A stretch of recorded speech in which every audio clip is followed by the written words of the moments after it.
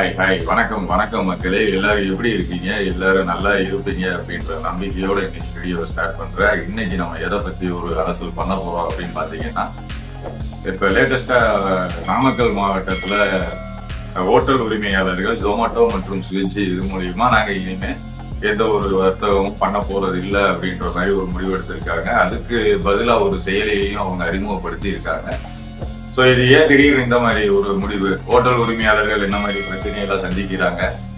ஏன் இந்த பிரச்சனை திடீர்னு ஒரு பூதாகரமா கிளம்புச்சு? இது கிளம்புனதுனால சென்னையிலையும் இது சம்பந்தமான பேச்சுவார்த்தைகள்ல ஹோட்டல் உரிமையாளர்கள் ஈடுபட்டிருக்காங்க. இனி வருங்காலங்கள்ல பார்க்க போனா எல்லா நகரங்கள்ல உள்ள ஹோட்டல் உரிமையாளர்களும் இந்த ஜொமேட்டோ ஸ்விக்கி இந்த ஆப்புகளை புறக்கணிக்க வாய்ப்பு இருக்குன்னு நினைக்கிறேன்.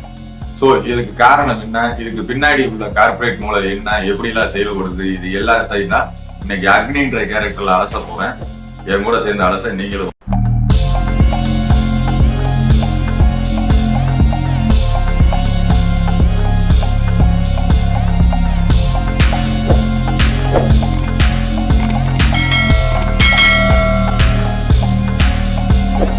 வணக்கம் வணக்கம் நேயர்களே. விருதை பசங்க யூடியூப் சேனல் அன்புடன் வரவேற்கிறது. எப்பயும் போலதான் நான் கேட்கறது ஒன்னே ஒண்ணுதான், அவங்க கிட்ட கொஞ்சம் சப்போர்ட் பண்ணுங்க, சப்ஸ்கிரைப் பண்ணுங்க, லைக் பண்ணுங்க, கமெண்ட் பண்ணுங்க. இன்னைக்கு நம்ம பார்க்க போற அந்த ஒரு டீட்டெயிலான ஒரு அலசல் என்ன அப்படின்னு பாத்தீங்கன்னா, ஸ்விக்கி யார் இவங்க, எதுக்கு இந்த மாதிரி ஒரு சுமைகளை மக்கள் மேலேயும் ஒரு உணவக உரிமையாளர்கள் மேலேயும் டெலிவரி பாய்ஸ் மேலேயும் திணிக்கிறாங்க? இதுக்கு பின்னாடி என்ன நடக்குது அப்படின்றத பாத்தீங்கன்னா, இந்தியாவில் ஆன்லைன் உணவு டெலிவரி செய்யறதுல ஜொமேட்டோ 58% பங்கையும் ஸ்விக்கி 32% பங்கையும் வச்சிருக்கிறதா புள்ளி விவரங்கள் சொல்லுது. ஓகேங்களா? இது வேர்ல்டு லெவல், அதாவது இந்திய அளவுல, வேர்ல்டு லெவல்னு சொல்ல வந்துட்டேன், இந்திய அளவுல. ஓகேங்களா? இப்ப தமிழ்நாட்டுல பாத்தீங்க அப்படின்னா சென்னை, கோவை, திருச்சி, மதுரை இந்த மாதிரி பெரிய பெரிய நகரங்கள்ல மட்டுமே முதல்ல போக்கஸ் பண்ண இந்த நிறுவனங்கள் இப்ப ரீசெண்டா பார்க்க போனீங்கன்னா நாமக்கல், விருதுநகர், சாத்தூர் இந்த மாதிரி சின்ன சின்ன செகண்ட் கேட்டகரி நகரங்கள்லயும் ஒரு கால் பதிச்சு அவங்களோட ஒரு முத்திரைய கொடுக்க ஆரம்பிச்சுட்டாங்க. ஓகேங்களா? இப்ப 2018 இருந்து 2020 வரைக்கும் ஒரு ஆய்வுல என்ன சொல்றாங்க அப்படின்னு பாத்தீங்கன்னா, செகண்ட் கேட்டகரி நகரங்கள்ல இந்த நிறுவனங்களோட வளர்ச்சி 2.5% அதிகமா வந்திருக்காங்க, அவங்களோட நிறுவனங்களோட வளர்ச்சியை கொடுத்துருக்காங்க அப்படின்ற மாதிரி ஒரு புள்ளி விவரங்கள் சொல்லுது. இந்த அதிகமான அவங்க ஒரு டார்கெட் அச்சீவ் பண்ணதுல நம்ம தமிழ்நாட்டோட பங்கு மிக அதிகமா இருக்கு நேரில். தமிழ்நாட்டு மூலியமா தான் ஒரு ஒரு அதிகமான ஒரு வளர்ச்சியை அவங்க அடைஞ்சிருக்காங்க. இந்த ஸ்விக்கி, ஜொமேட்டோ இந்த நிறுவனங்கள் முதல்ல ஆரம்பத்துல இந்த உணவக உரிமையாளர்களுக்கு ஒரு பெரிய பிரசாதமா தான் அமைஞ்சிருக்கு. சரி, இந்த ஆப் மூலயமா நமக்கு நிறைய கஸ்டமர் வருவாங்க, நம்மளோட விற்பனையை நம்ம டெவலப் பண்ணிக்கிறலாம், நம்மளோட வாடிக்கையாளர்கள் எண்ணிக்கையை அதிகப்படுத்திக்கிறலாம் அப்படின்ற மாதிரி ஒரு நோக்கத்தோட தான் இதை செயல்படுத்தி இருக்காங்க. ஆனா இந்த 2 நிறுவனங்களும் சேர்ந்து உணவக உரிமையாளர்கள் மேல இப்ப நாளுக்கு நாள் பாத்தீங்கன்னா ஒரு கடுமையான சுமையை திணிக்கிறாங்க. என்ன அப்படின்னு பாத்தீங்கன்னா, விளம்பரங்கள், புதுசு புதுசா நாங்க பார்ட்னர்ஷிப்ல ஈடுபடுறோம், ஆஃபர்கள் கொடுக்கறது, இந்த மாதிரி ஒரு ஒரு நெருக்கடியான சுமைகள் அடுத்தடுத்து இந்த உணவக உரிமையாளர்கள் சந்திச்சிருக்காங்க.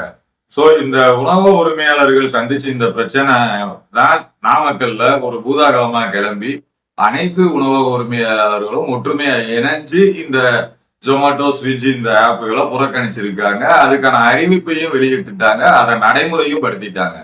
இவங்க இந்த மாதிரி 58% பங்குல முன்னிலையில இருக்காங்க, 34% பங்குல இருக்காங்க அப்படின்னு சொன்னதெல்லாம் ஒரு பக்கம் இருந்தாலும், இவங்களோட ஜிஓவி பாத்தீங்கன்னா நாளுக்கு நாள் டவுன் ஆகிக்கிட்டு இருக்குன்னு சொல்றாங்க.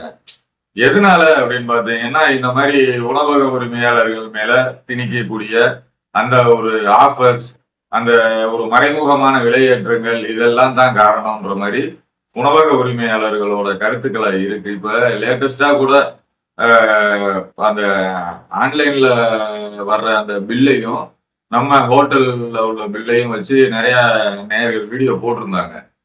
ஸோ இந்த விலையேற்றத்துக்கு என்ன காரணம் அப்படின்றத பார்க்க போறோம் அப்படின்னு பாத்தீங்கன்னா, இந்த மறைமுக பிரச்சனைகள் தான் இதுக்கு பின்னாடி இருக்கு. இப்ப நார்மலா ஒரு ஹோட்டல்ல ஒரு 50 ரூபா தோசை விற்கிறாங்க அப்படின்னா, அது நம்ம ஜொமேட்டோ அண்ணனா இருக்கட்டும் இல்ல ஸ்விட்சி தம்பியா இருக்கட்டும், இவங்க 2 பேருக்குள்ளயும் போய் பார்த்தீங்க அப்படின்னா ஒரு 70 இருந்து 80 இந்த டிஃபரன்ஸ் சம்திங் இருக்கும். இது வந்து நான் சொன்னேன் இல்லையா, அந்த ஒரு குறிப்பிட்ட பெர்சன்டேஜ் வரி அவங்களுக்கு ஒரு கமிஷன் கேட்கிறாங்க, எதிர்பார்க்கிறாங்க உணவு உரிமையாளர்கள் மேல.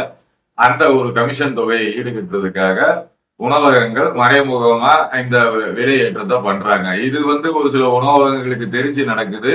இதுல பெரிய பரிதாபம் என்னன்னா, ஒரு சில உணவகங்களுக்கு தெரியாமையே கூட இந்த விலையேற்றங்கள் நடக்குது அப்படின்னா உணவக உரிமையாளர்களோட ஒரு மன வேதனையா இருக்கு. ஓகேங்களா?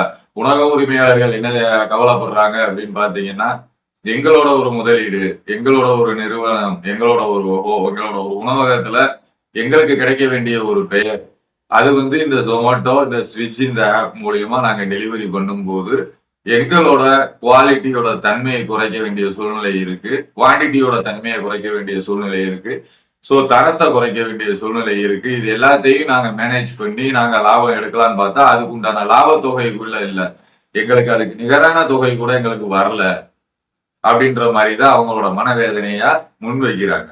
சரி, ஓகே, அட விடுங்க, இதனால என்னங்க இருக்கு, அதுதான் ஆஃபர் தான் கொடுக்குறான்ல, பிளாட் ஆஃபர் ரூ. 125 ரூ. 85 அப்படின்னு ஆஃபர்ஸ் கொடுக்குறாங்கல்ல, அப்ப அந்த ஆஃபர்ஸ் மூலியமா நம்ம அதை கிளைம் பண்ணிக்கலாம்ல அப்படின்னு நீங்க சொல்றது ஓகே, எனக்கு காதுல கேட்குது. கொஞ்சம் வெயிட் பண்ணுங்க. இந்த ஆஃபர் எல்லாமே ஒரு நிபந்தனைகளுக்கு உட்பட்டு தான் உங்களுக்கு கொடுக்குறாங்க. இந்த ஆஃபருக்கு நீங்க அதுக்கு ஒரு கால நேரம் நிர்ணயம் இருக்கு. ஒரு குறிப்பிட்ட காலம் மட்டும்தான் அந்த ஆஃபரை நீங்க யூஸ் பண்ண முடியும்.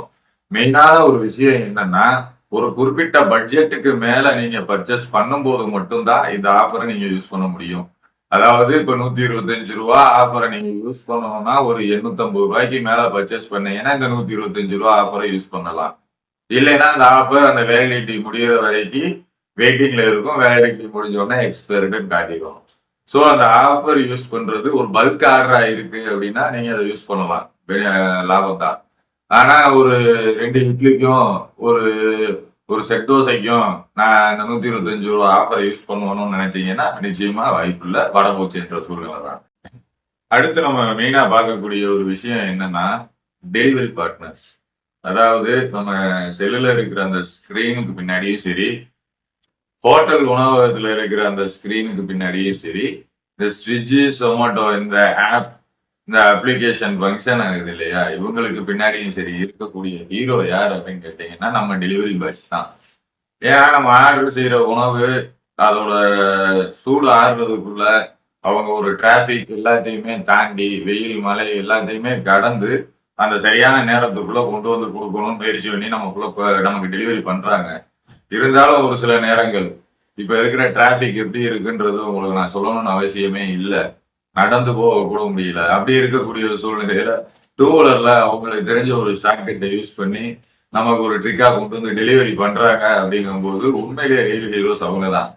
ஏன் நான் இப்படி சொல்ல வர்றேன் அப்படின்னு பாத்தீங்கன்னா, அவங்க சந்திக்கக்கூடிய பிரச்சனைகளை பத்தி இப்ப நம்ம பேசியே ஆகணும்.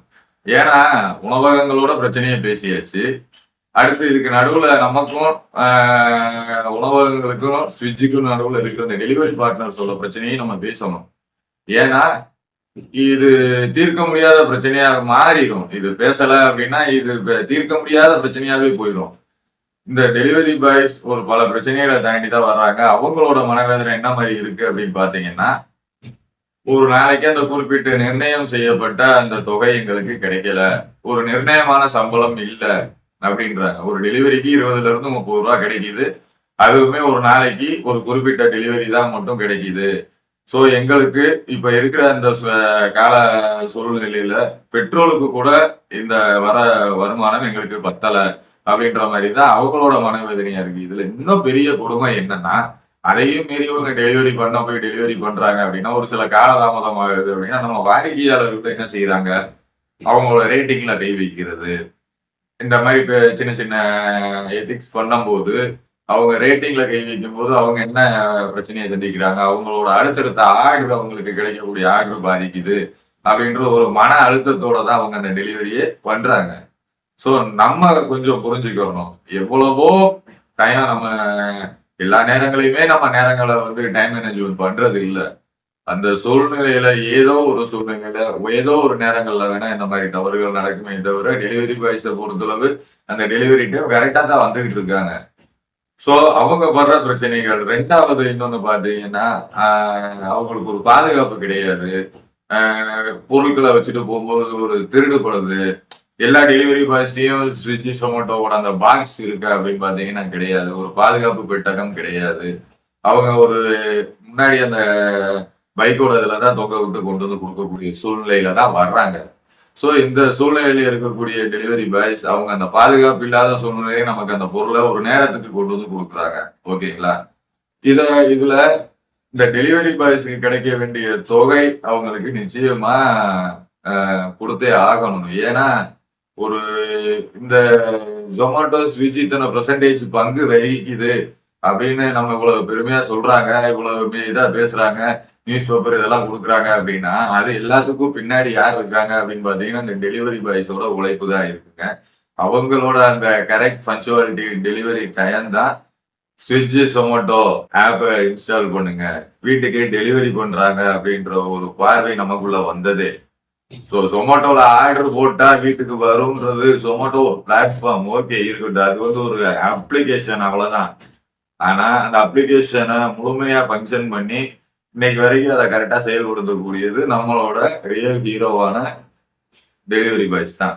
இந்த அப்ளிகேஷன் மூலியமா நாங்க ஆர்டரை பெறும்போது எந்த லாபமுமே இல்லை அப்படின்ற ஒரு ஒரு கம்ப்ளைண்ட தேசிய உணவு சங்கம், ஓகேங்களா, தேசிய உணவு சங்கம் வந்து ஒரு கம்ப்ளைண்ட் ஃபைல் பண்றாங்க. யார்கிட்ட அப்படின்னு பாத்தீங்கன்னா சிசிஐ அப்படின்னு சொல்லக்கூடிய இந்திய போட்டி ஆணையத்திட்ட ஒரு கம்ப்ளைண்ட் ஃபைல் பண்ணியிருக்காங்க. இது சம்பந்தமான ஒரு விசாரணையை அவங்க நடத்திக்கிட்டு தான் இருக்காங்க. சோ இப்ப நம்ம மக்கள் என்ன ஒரு புரிஞ்சுக்கிறணும் அப்படின்னா, இந்த அப்ளிகேஷன் நம்ம பயன்படுத்துவதற்கான அந்த ஒரு தேவை, அதை நீங்க பார்த்து பயன்படுத்துங்க. இந்த அப்ளிகேஷன் மூலியமா தான் நம்ம உணவை பெறணும் அப்படின்ற ஒரு சூழ்நிலை இருந்தா அதை நம்ம பயன்படுத்துவோம். அப்படி பயன்படுத்தி நமக்கு உணவு கொண்டு வந்து கொடுக்குற டெலிவரி பாய்ஸ்க்கு கொஞ்சம் ரெஸ்பான்ஸ் கொடுங்க.